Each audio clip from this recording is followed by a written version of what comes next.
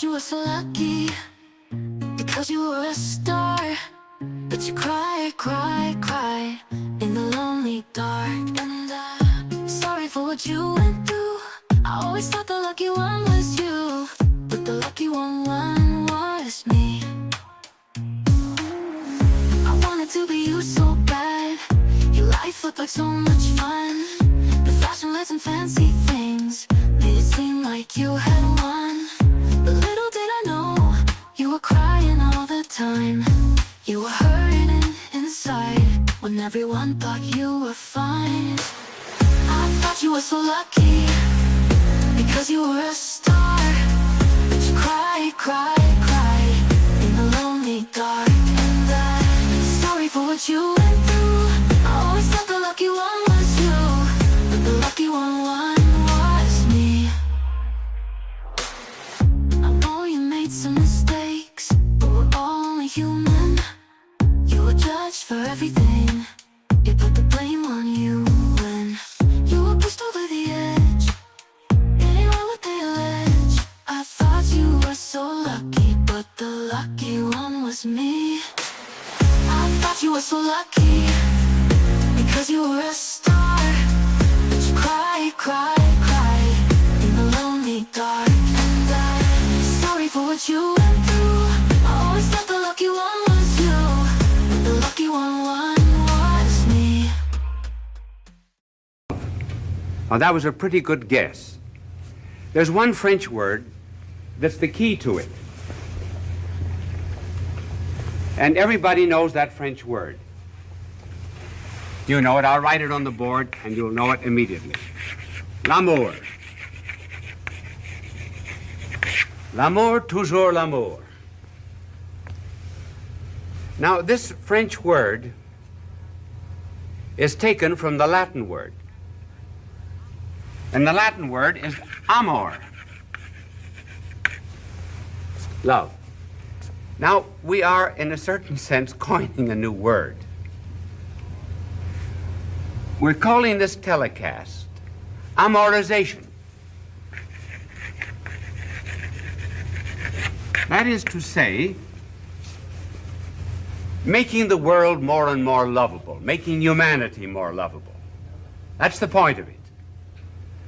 Of course, it's a very broad subject because the word love can be used in so many different senses. For example, I love crepe Suzette. I love Paris in the spring. I love the Mets. I love Susie. So we have to form a kind of a hierarchy of loves. And so the amorization is in an ascending scale. And this is the way we're going to trace it, through 3 stages. Now the first stage, which barely belongs in it, we're going to call the it love.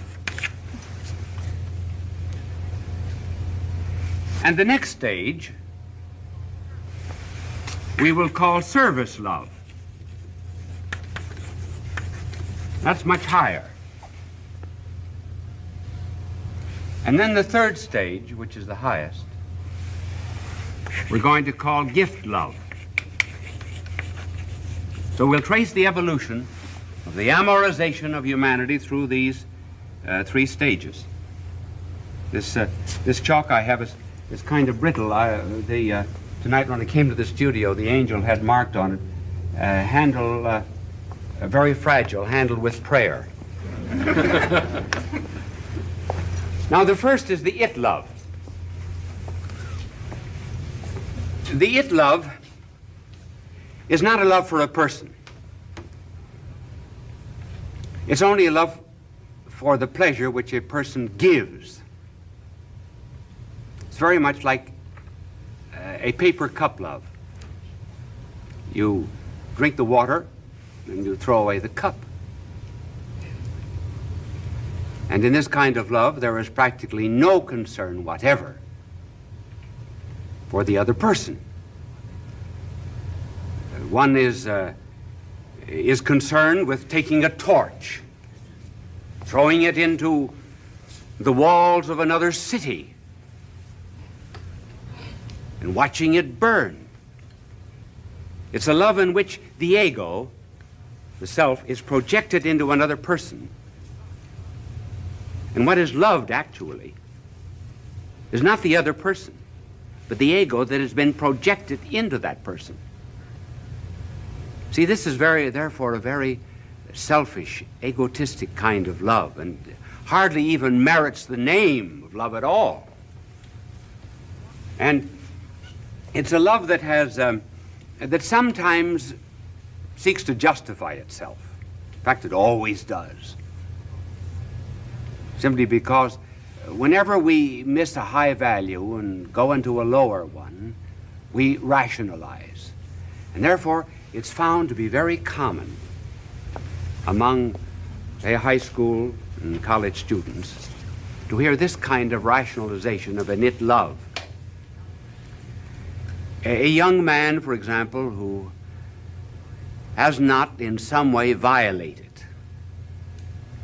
the person of a young woman will say of other young men, well, you're not a man. You haven't lived. See, he's setting up a new standard. Or in a girl's dormitory, one girl will say to another girl, what, you haven't lost your virginity? You're not modern. This is the rationalization.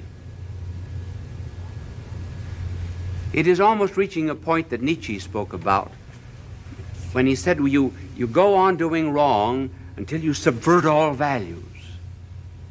And then you can say, evil be thou my good, and good be thou my evil. And this kind of it love always destroys the person and does not equip it for true love. We find this brought out in one of the novels of Dostoevsky called The Raw Youth. Dostoevsky tells the story of a certain Vershilov who was in love with two women. One, Sonia, who was married, and the other was Katrina, who was engaged. The virtue and the beauty of these two women irritated him. He tried to kill Katrina. It's strange that after excesses of it love, as we often see in the papers, after rape there will come a murder. It is thought that almost that one reconciles his crime simply by taking another life. So Vershilov tried to kill Katrina. And when he visited Sonia one day, he picked up an icon. And he looked at it. And he said, you know what I'd like to do? I'd like to throw this on the floor. I'd like to smash it. Why is it I want to do that? I want to destroy things. I'm splitting myself. I heard the other day of a man who went to a funeral and whistled. That's what I'm doing. Whistling at funerals. And I think that if I took this icon and threw it on the floor, it would break in two pieces, just like myself. And he threw it on the floor and it broke into two pieces. The man that was split because he never had a real communion of love with another person. Now that kind of love we leave behind. And we come to another love, which is service love. Now, this is in marriage, but we're not going to talk about marriage, except just a few words. In all marriage and in all true love, there is such a respect for the person that the beloved is always on the pedestal and the lover is always on his knees. That's why the real prayer of love is, I am not worthy. Domine non sum dignus. And where this kind of love exists, it continues to be even when there is no reciprocity of love. It's like drinking water now out of a very precious glass, even when there's no water in the glass. The glass has value. The person has value, even though it doesn't return it. But we're concerned with the amorization of humanity. And so in this service love, there is a going out to other people just simply because they are other people. One desires to serve them. I suppose the best description of this kind of love was what was found at a dinner. It was called a Last Supper. And the host rose from the table, took off an outer robe, girded himself with a towel, then got down on his knees and wiped the feet and washed the feet of 12 men.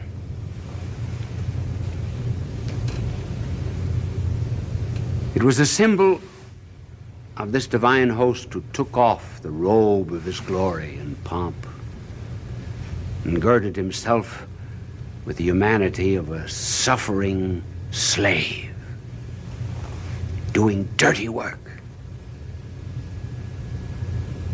like washing dirty feet.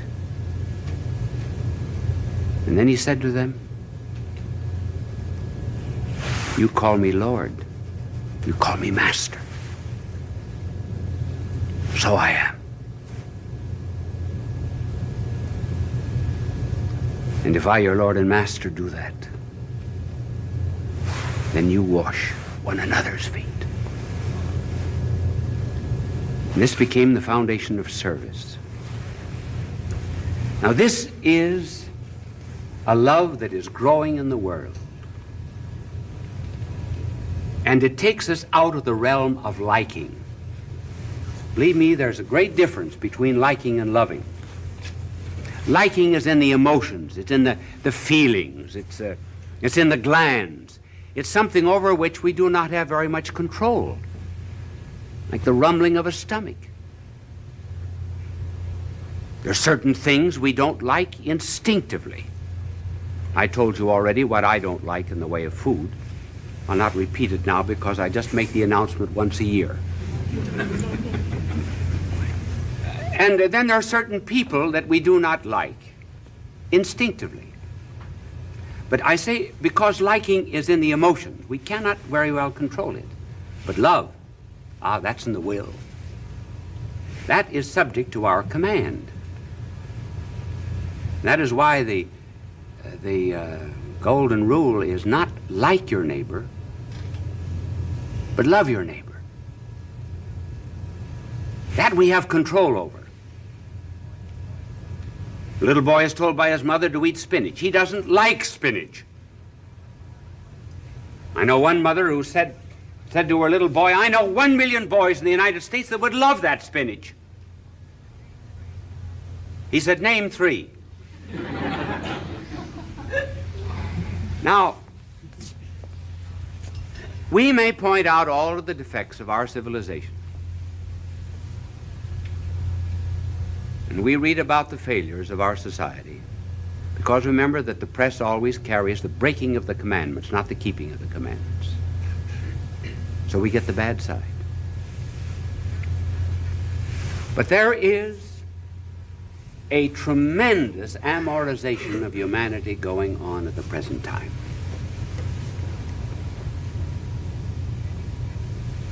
Take any defect of the UN that you please. What is behind it? amorization of nations. At least they're trying to settle disputes in a peaceful way. Foreign aid, all right, it's wasted. It should be distributed by people who are on the scene. But at any rate, it's service, it's love of humanity. Psychiatrists, doctors, social workers, teachers, those who are defending civil rights, those who are helping the downtrodden, volunteer workers in hospitals, missionaries. All of these people are carrying a message of love throughout the world. And we're apt to forget that this love of theirs is perhaps saving the world. You say, well, it's not religious, it's not divine. Maybe it is not. Yet, when our blessed Lord washed the feet of the disciples, Peter said, no, not my feet. And our Lord said, if I do not, you will not have any part with me. And Peter said, then wash my hands, my feet, my head, everything. Our Lord said, you do not understand now, but you will understand later on. You'll understand later on. And so, even the communists, who every now and then do something for their neighbor, the Buddhists, the Muslims, everyone in the world who is engaged in any kind of service out of love for neighbor, whether they like the neighbor or not, they may not yet know what they're doing, but they will know later. It's like the sun. How many people know how distant the sun is from the earth? How many tons of energy does it burn a day in atomic fission to light and heat this world?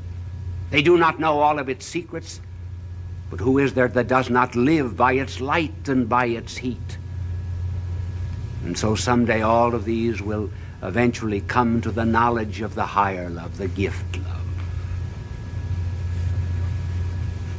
Then they'll begin to see that this service love that they had for their neighbor is something that had its roots in the divine. If they have sparks, somewhere there had to be a flame. All their love is the segment of a circle. Someday they'll have the circle.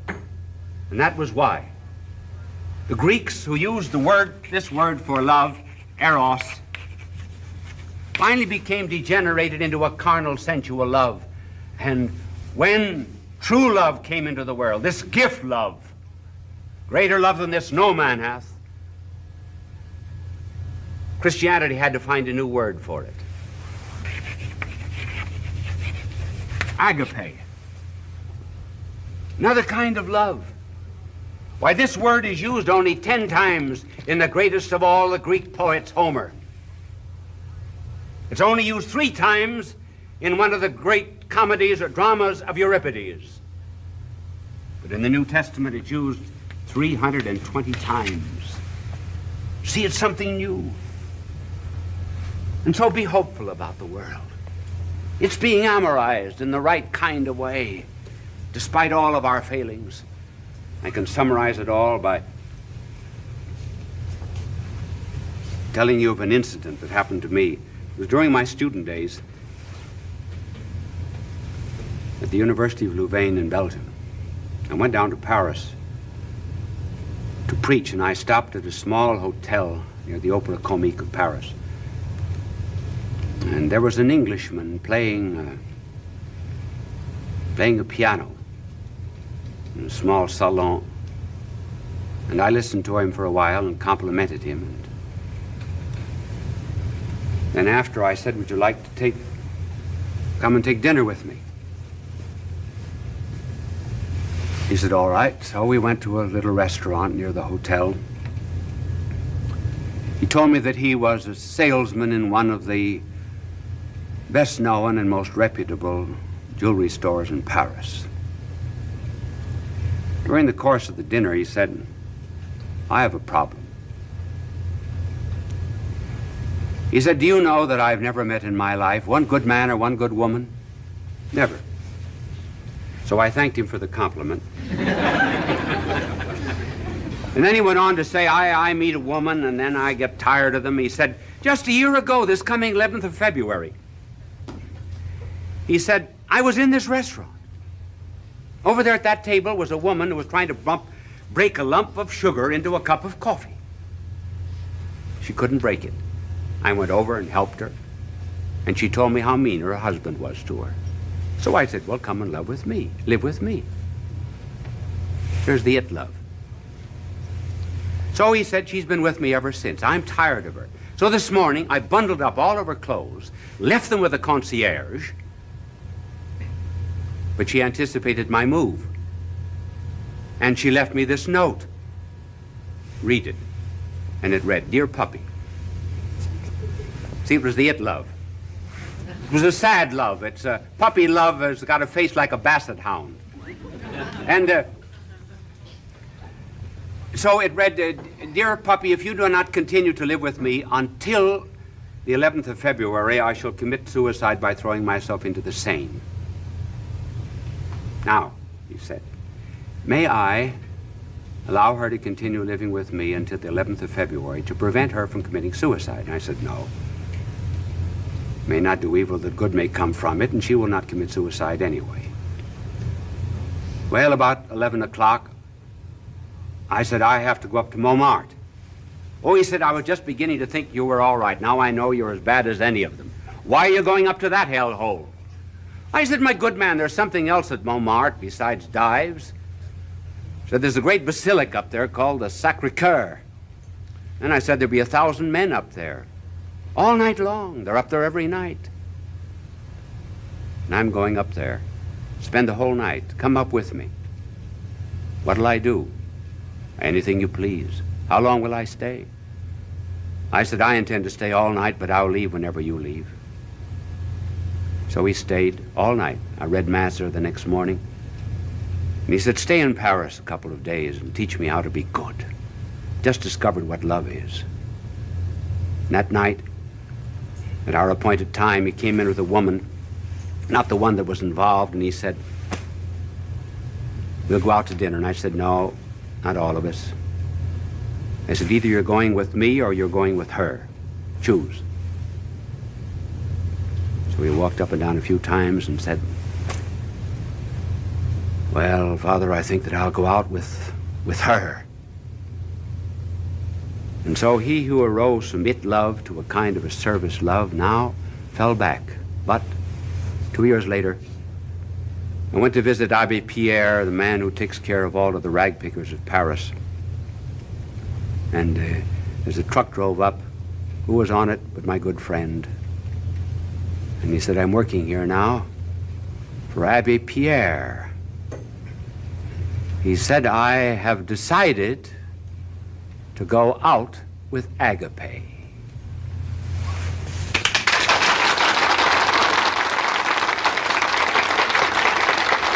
Bishop Sheen will return in a moment.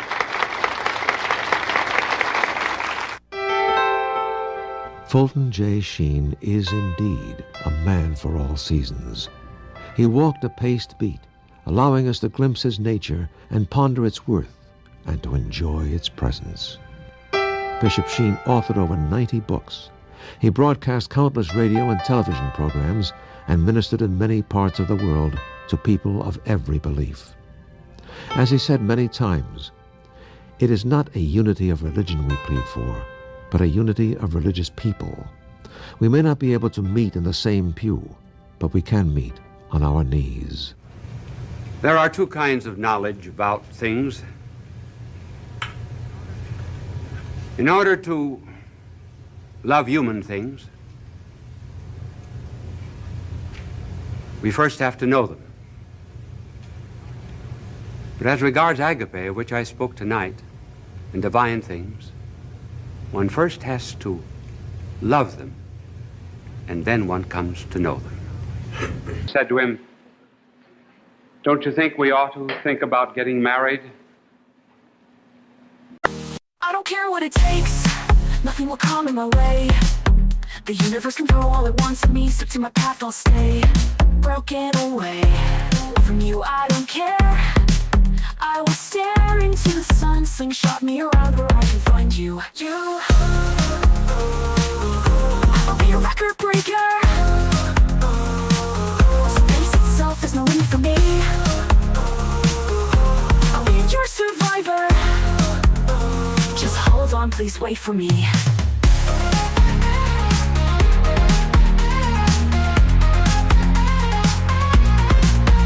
Cosmos in my way, I don't care what they say. Supernovae and black holes, get out of my way. At the speed of light, I am searching for you. In the moments to come, I'll break the boundaries for you. For you, I will be your record breaker. Space itself is no limit for me. I will be your survivor. Just hold on, please wait for me. I will be your record breaker. Space itself is no limit for me. I will be your survivor. Just hold on, please wait for me. With the cosmos in my way, I don't care what they say. Supernovae and black holes, get out of my way. At the speed of light, I'm searching for you. In the moments to come, I'll break the boundaries for you.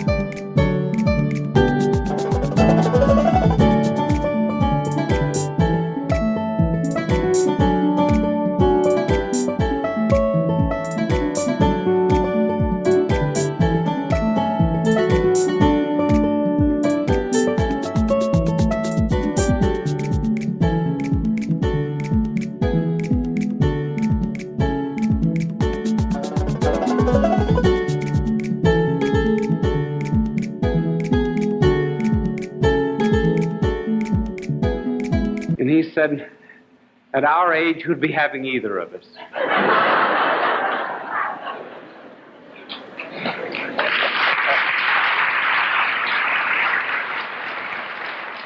And now some true stories about proposal, brief ones. And this little girl, when she was a young woman, when she was proposed to, was asked by the young man, what kind of an engagement ring would you like? And she whipped out of her purse a picture of a ring that she had cut out of a paper 10 years before. There's nothing like being prepared.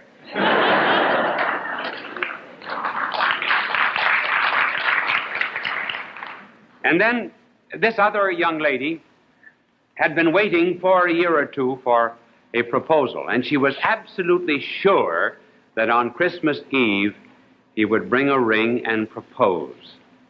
So she was watching him very carefully as he came in, and he had a great big box, a fine box of chocolates, which he gave her. Well, she was so mad. When she saw those chocolates, she chucked them all into the fire, ring and all. They're not married to this day. There are various ways of making a proposal, and the way one proposes depends upon how one loves, and there are three ways of loving: the Christian way, the romantic way, and the scientific way. The Christian way is based upon the fact that the other person is a gift of God. and is a person. A person is composed of body and soul. The body is the source of allurement, the soul is the source of content and consent, and both of them go to make up that which is most precious in this world, namely personality. And in the face of a blessing, such as the other person, one feels a sense of unworthiness.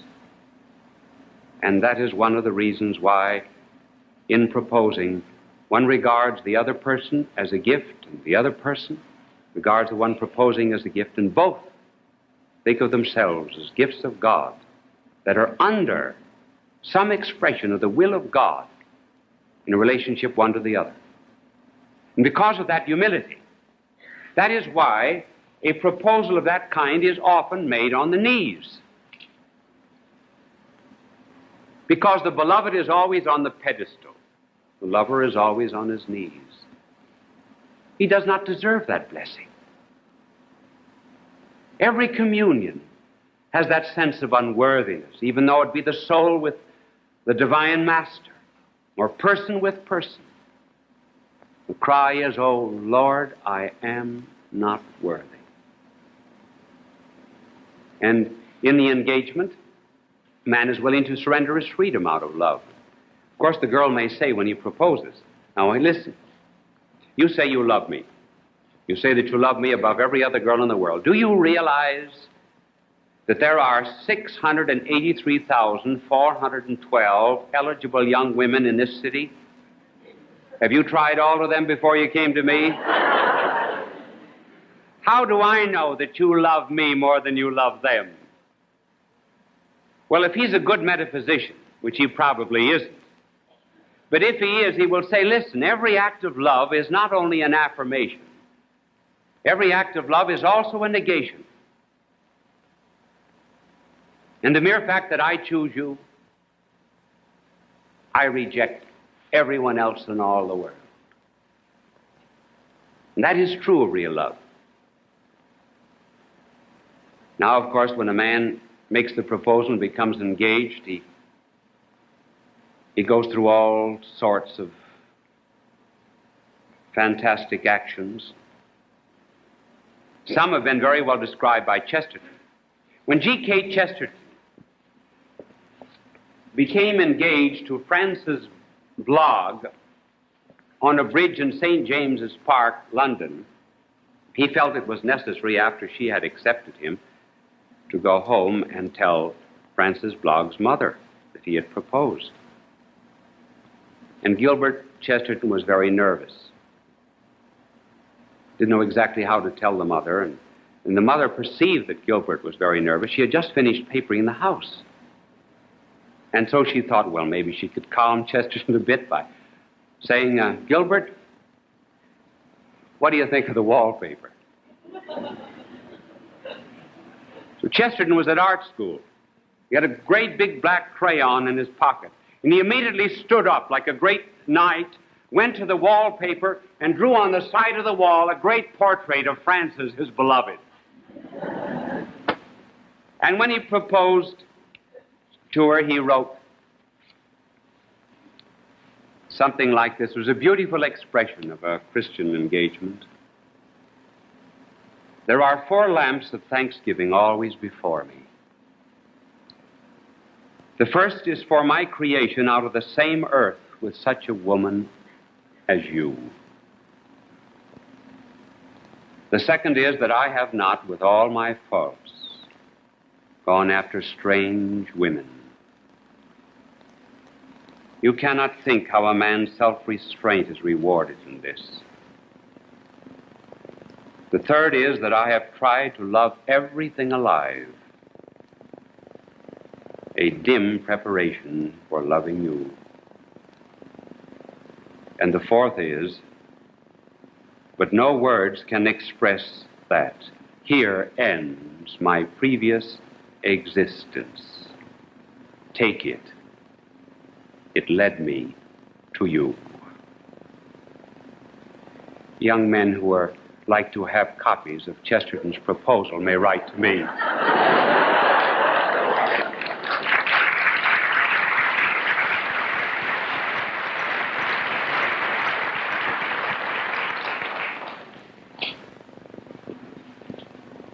Then there's another kind of love, which is the romantic love, in which love is divorced from the divine will and from a religious basis. One is not so much interested in the other person. Therefore, one does not have that sense of unworthiness in the face of a gift of God. Rather, one is interested in the other person because of the pleasure the other person gives me. That's romantic love. In other words, the ego, or the self, is projected into someone else.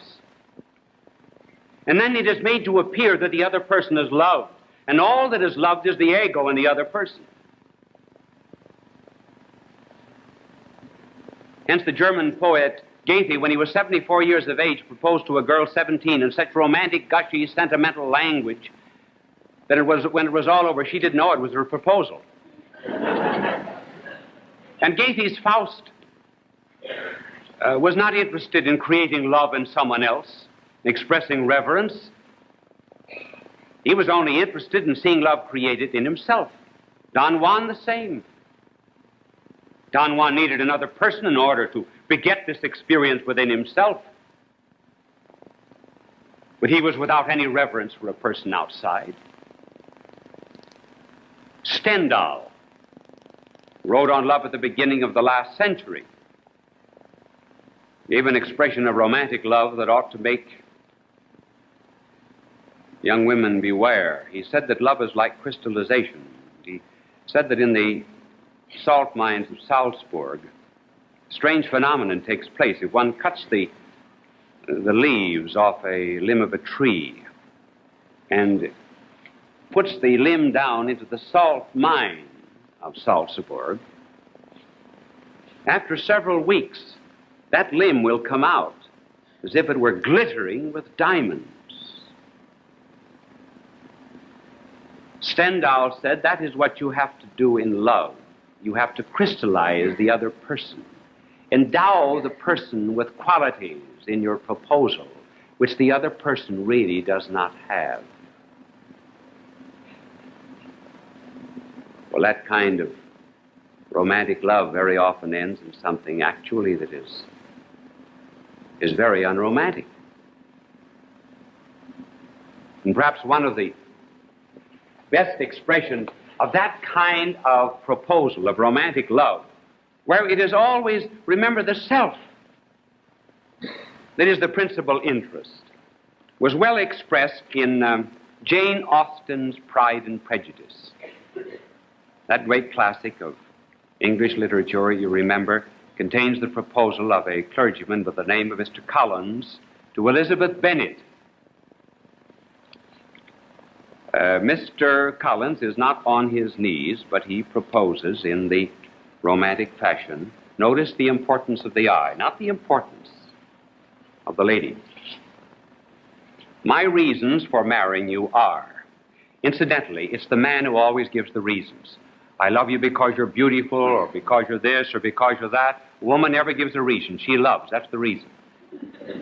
So Mr. Collins gives reasons. My reasons for marrying you are, first, that I think it is the right thing to do for every clergyman in easy circumstances like myself to set an example of matrimony in the parish.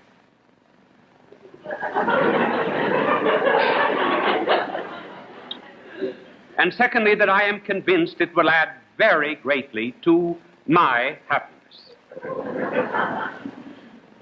And thirdly, which perhaps I ought to have mentioned earlier, that it is the particular advice and recommendation of a very noble lady whom I have the honor of calling patroness. It was but last Saturday night that she said, "Mr. Collins, you must marry. A clergyman like you must marry. Choose properly, choose a gentlewoman for my sake and for your own."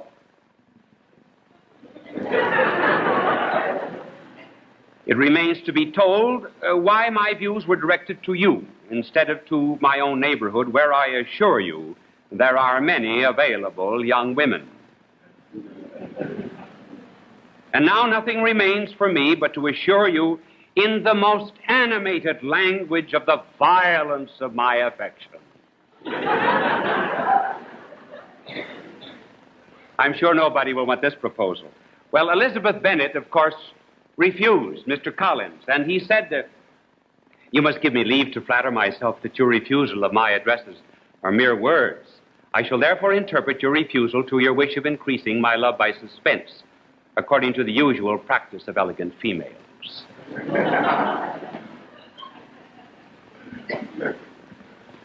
In the romantic, too, one might associate the utilitarian. And we'll pass that over very quickly. That's marrying someone for money. And for great money sometimes was asked if you married the most beautiful daughter in the family, and then you were paid a great deal of money if you married the ugliest. Sir Thomas More, the English chancellor and martyr and saint, married the ugliest daughter in a family just to please the family. He happened to be an excellent gentleman. It turned out all right, though she tried to convince him that he should not go to the stake and be martyred for his faith. And then, of course, there is the American businessman that I heard of. When the young man proposed to his daughter, he said, "Leave your name, address, telephone number. If nothing better turns up, I'll phone you." Well, the young man finally married her, and as they came out of the church, the father said to the groom, "I want you to know, young man, that you're the second happiest man in the world."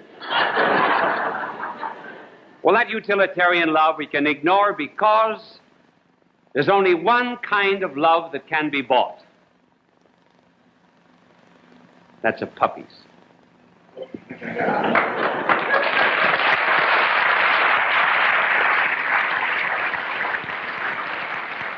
Now, in addition to the Christian, and in addition to the romantic and the purely utilitarian, there is the scientific, which is the very modern way of making love.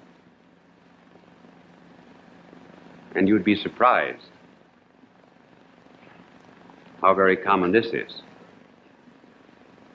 As its inspiration in Freud, Sartre, and Marx. Take, for example, love under Marx and communism. The only important thing in all the world, according to Marx, is economic production. And marriage was to sustain private property. It was built upon it, rather. Private property goes, marriage is no longer needed.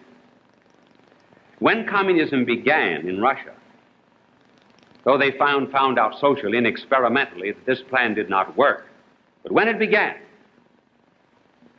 the communist theory was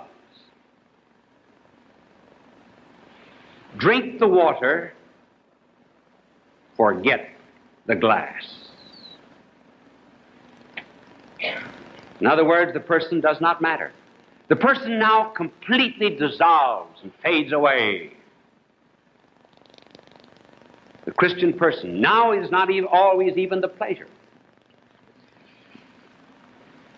And communism has insisted that party leaders in various countries should take the wives that Moscow dictates. And you would be surprised how often that happens.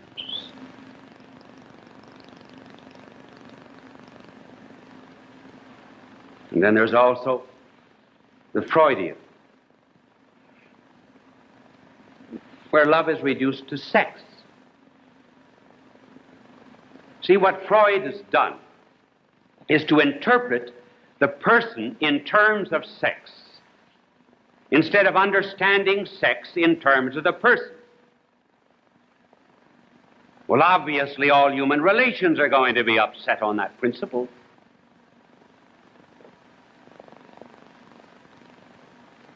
So that a proposal, Freudian character, might run something like this. Darling, I've been to see my psychiatrist.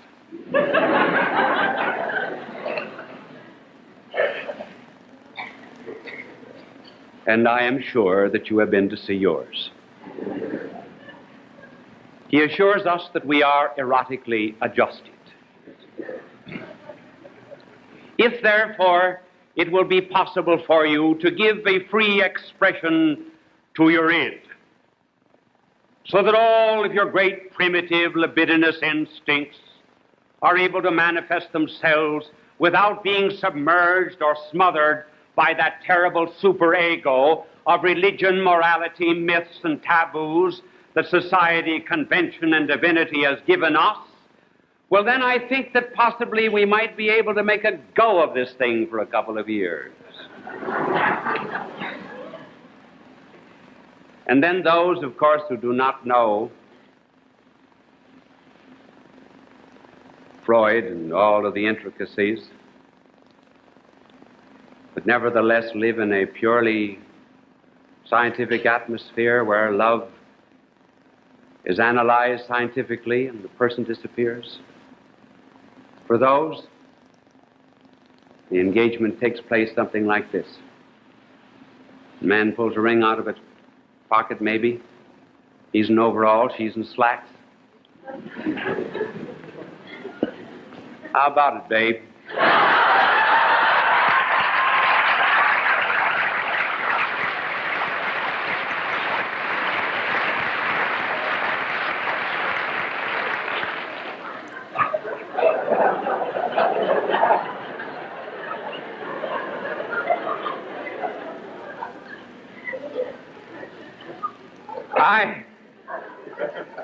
I really and truly know of one young man who's going with this girl. She was not expecting the engagement ring. They had stopped at a restaurant, and he went in to get some food and drink for her, and she was drinking a glass of water, and she almost swallowed the ring. He had put it in the glass of water. Not put on her finger, just in the cup. Person is no longer important. Then, of course, we have in the modern age engagement by univac. Now we've reached the peak of scientific love. Because you put into this great machine your cards, and I put into it my cards, and we finally reach some kind of solution of adjustment as regards marriage. The old ancients, they used to sometimes read the entrails of birds to find out what the future was. Today we read the entrails of machines to discover what we ought to do. And so, in such a machine engagement and proposal of that kind, one might say, well now, my dear, I love rock and rye. You love rock and roll. I love onions. You love florets. You love the Ten Commandments. I like shorts. You like to spend money. I like to make it. You like to smoke cigarettes. I smoke filters. And you are also the kind, I am sure, that you remember how we met. It was in the most unusual way. We were introduced. So I'm your wolf. Will you be my hound dog?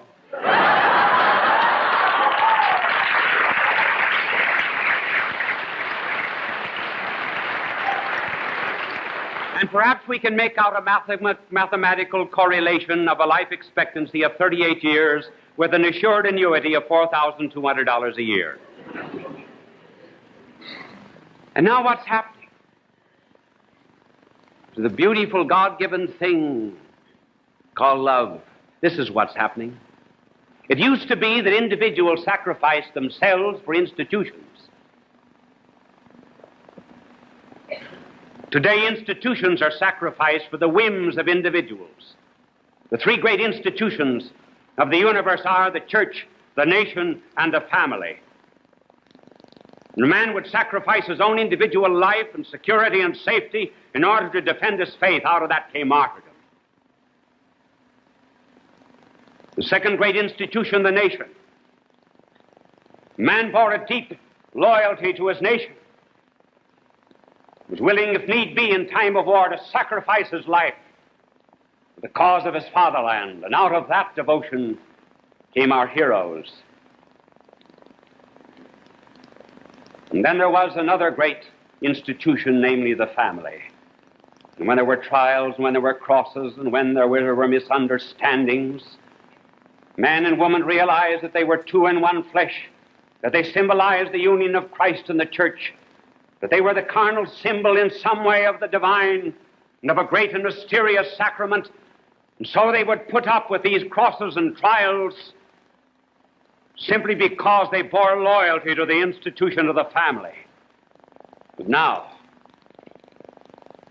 the world is full of those that will sacrifice the great institutions of the universe, the institutions that hold us together, just for the sake of satisfying an individual fancy. First of all, the church. There'll be some that would not like their pastor, so they give it up. Like jumping over a ship simply because you do not like the captain. And as regards the nation, it used to be that we had only one. No one